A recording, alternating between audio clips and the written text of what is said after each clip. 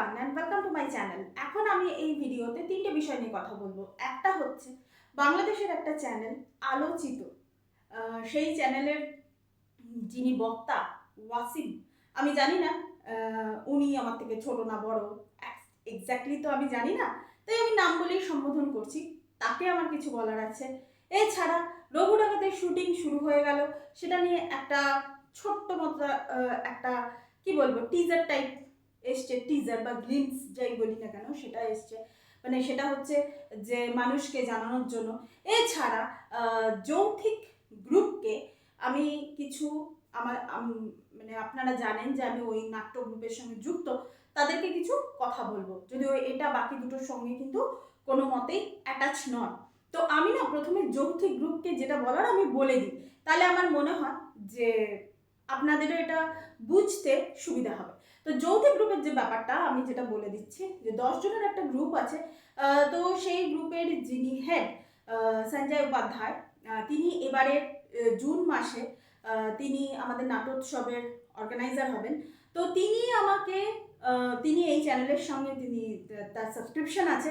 তো তিনি আমাকে একটা কথা বারবার করে বলছেন যে ম্যাম আপনি একটা মানে বিজনেস গ্রুপ ক্রিয়েট করুন, সেখান থেকে আমাদেরকে কল করুন, অমুক তমুক এইগুলো বলছেন। যে দেখুন, প্রথমে আমি একটা কথা বলছি, আপনি যে বারবার করে বলছেন না, আমি কিন্তু বহুত দিন ধরে চেষ্টা করছি, আপনি যবের থেকে বলছেন তবের থেকে কিন্তু আমি চেষ্টা করছি, কিন্তু এটা হচ্ছে না।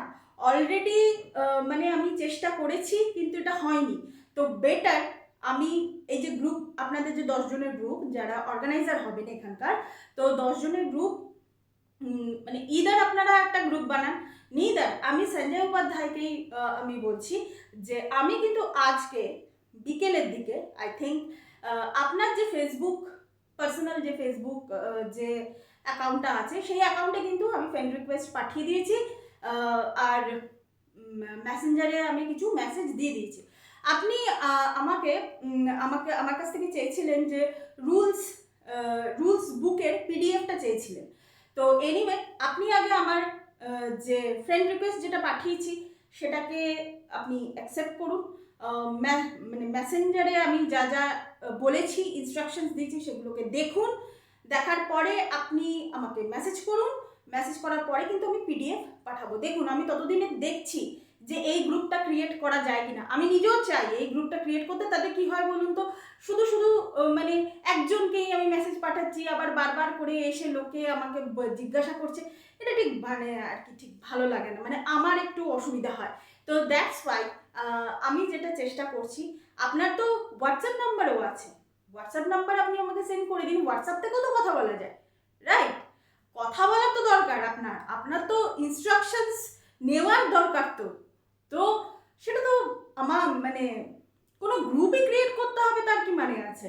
গ্রুপে দেখুন টাইপ করতে করতে সময় চলে যায়, আমি না এসব গ্রুপের টাইপ ফাইপ আমি করতে আমার ভালো লাগে না। বেটার কি হোয়াটসঅ্যাপ কল হোক। তো হোয়াটসঅ্যাপ কলে আমি আপনাকে কিছু বলে দিলাম। আর হ্যাঁ, কিছু কিছু রুলস আছে আমাদের নাটক গ্রুপে, কিছু কিছু রুলস আছে 1 থেকে 5 পর্যন্ত। মানে রুলস এর আবার 5টা ভাগ আছে, বি এর 5টা ভাগ আছে, সি এর 5টা ভাগ আছে। এই সমস্ত জিনিসের কিন্তু আলাদা আলাদা পিডিএফ আছে। কারণ কেন বলুন তো, রবীন্দ্র ভবনে কোথায় কে দাঁড়াবে না দাঁড়াবে, কোন অর্গানাইজার কার সঙ্গে থাকবে না থাকবে, এই সব জিনিসগুলো কিন্তু আছে। তো দ্যাটস ওয়াই আমি এই ভিডিওতে কিন্তু আপনাকে বলে দিলাম। তো বেটার আপনি আপনার পার্সোনাল যে ফেসবুক মানে আপনার যে ফেসবুক অ্যাকাউন্টটা আছে সেই অ্যাকাউন্টটা আপনি চেক করুন, দেখুন। ওখানে আমি কিন্তু আপনাকে কিন্তু অলরেডি কিন্তু আমি পাঠিয়ে দিয়েছি, ফ্রেন্ড রিকোয়েস্ট পাঠিয়ে দিয়েছি। আপনি শুধু মানে ওটাকে অ্যাকসেপ্ট করে নিন।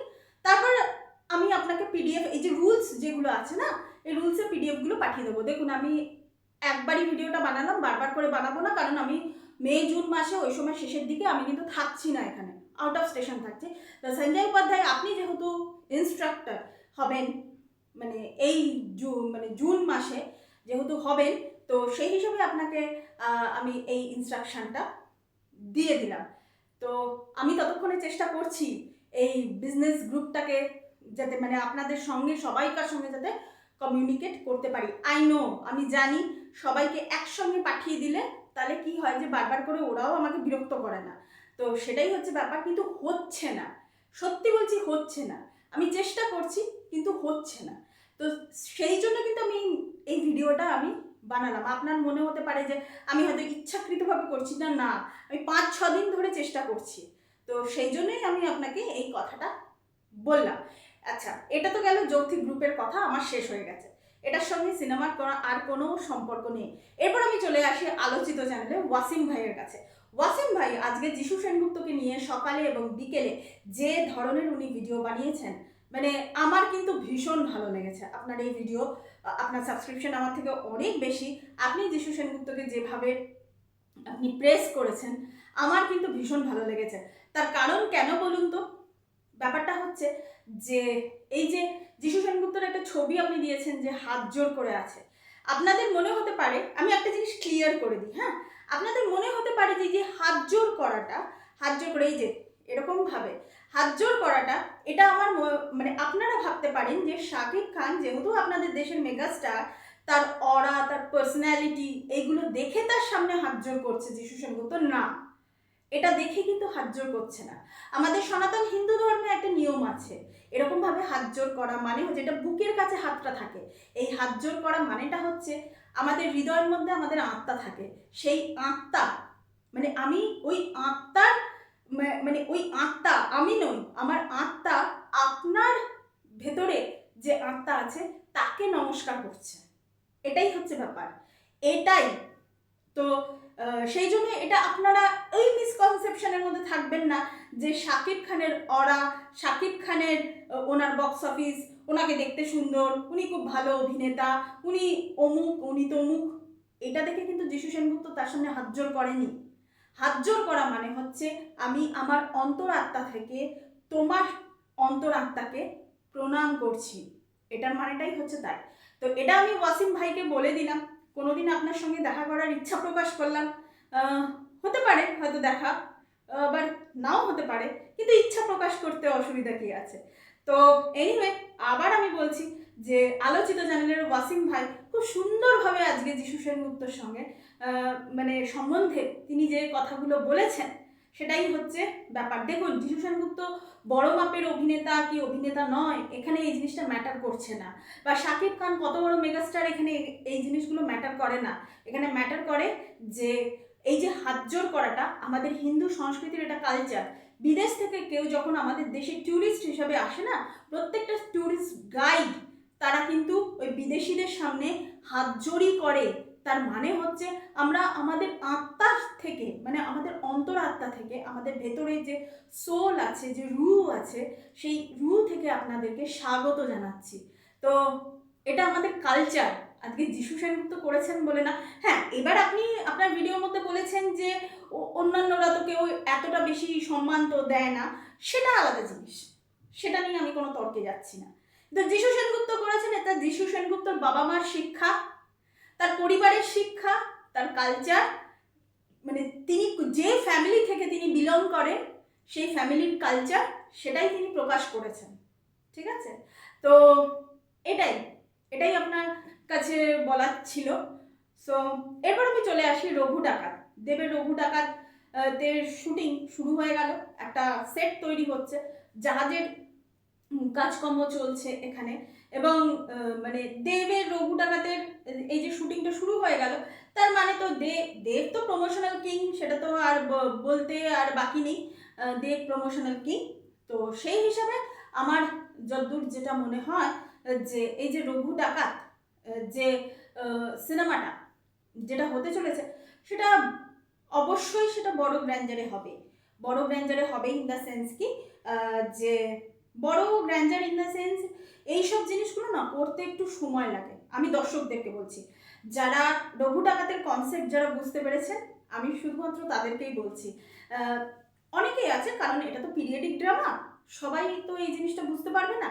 যারা রঘু ডাকাত সম্পর্কে জানে, অনেকেই দেখেছি যে রঘু ডাকাত সম্পর্কে তারা বলেছেন কথা।